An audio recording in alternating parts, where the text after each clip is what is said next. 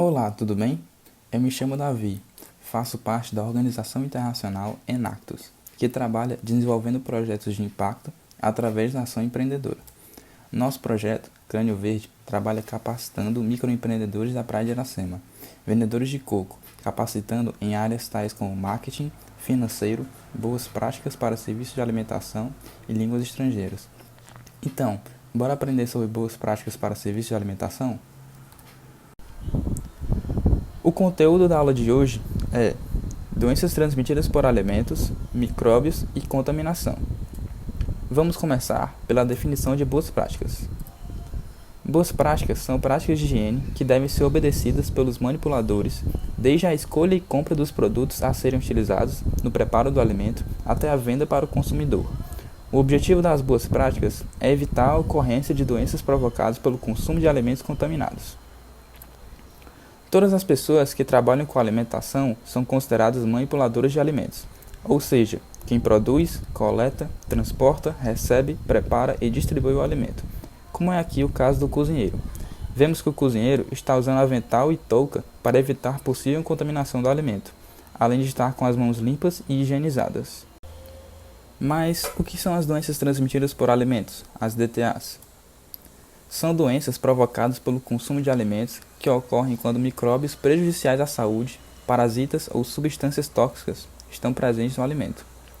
Os sintomas mais comuns de DTA são vômitos e diarreias, podendo também apresentar dores abdominais, dor de cabeça, febre, alteração na visão, olhos inchados, dentre outros.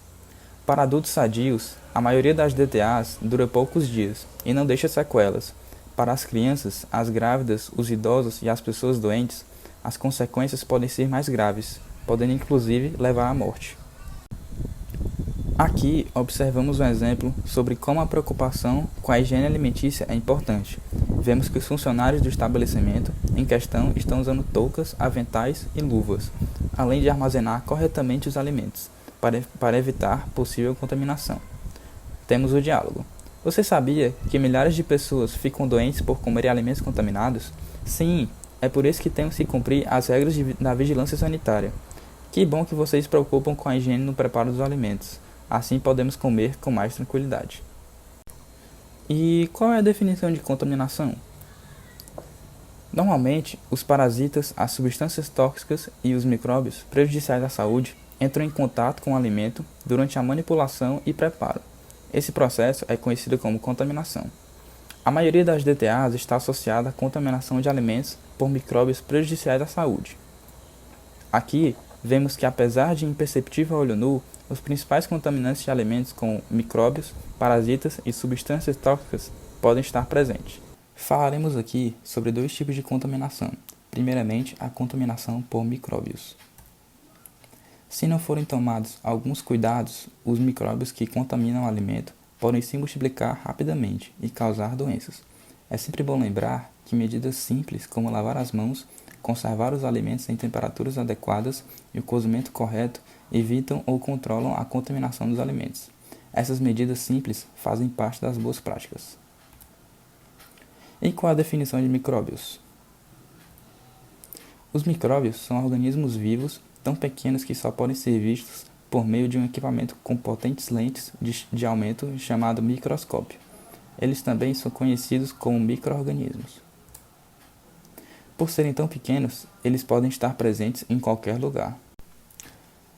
Os micróbios são amplamente distribuídos, podendo ser encontrados no solo, na água, nas pessoas, nos animais, nos alimentos e até flutuando no ar. Há mais micróbios em uma mão suja do que pessoas em todo o planeta. Os micróbios podem ser divididos nos seguintes grupos: vírus, bactérias e fungos. A maioria das DTAs é provocada pelo grupo de micróbios conhecido como bactérias.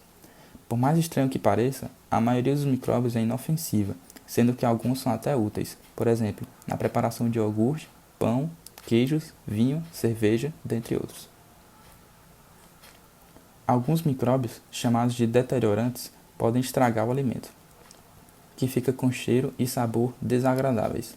Outros micróbios, quando presentes nos alimentos, podem causar doenças, sendo chamados de prejudiciais à saúde ou patogênicos. É um grande engano acreditar que os micróbios sempre alteram o sabor e cheiro dos alimentos. Alguns micróbios patogênicos multiplicam-se nos alimentos sem modificá-los, ou seja, silenciosamente. Por fim, a contaminação por parasitas. Os parasitas, como ameba, giardia e vermes, podem estar presentes no solo, na água e no intestino dos homens e dos animais, podendo então contaminar os alimentos e causar doenças. Para casos como esse, é importante identificar e retirar imediatamente o alimento contaminado dos locais de produção e distribuição, para interromper a cadeia de transmissão e evitar a ocorrência de novos casos. Vale também orientar que os pacientes não utilizem medicamentos sem indicação médica e procurem atendimento para realizar o tratamento adequado. Encerramos assim a nossa primeira aula. Esperamos que tenham aprendido um pouco sobre boas práticas para serviços de alimentação. Nesta aula, aprendemos o que são as doenças transmitidas por alimentos, contaminação e micróbios. Na próxima aula, estudaremos os cuidados que devem ser tomados com a água e como deve ser o local de trabalho, a fim de evitar possível contaminação do alimento. Até lá, e lembre-se, fique em casa pela sua segurança e da sua família. Lembre-se de nos seguir nas nossas redes sociais, Instagram, @InactusUFC e @CrânioVerdeUFC, Facebook, time InactusUFC. Ficou com dúvidas? Acompanhe as nossas redes sociais e envie suas perguntas para a gente. Até breve.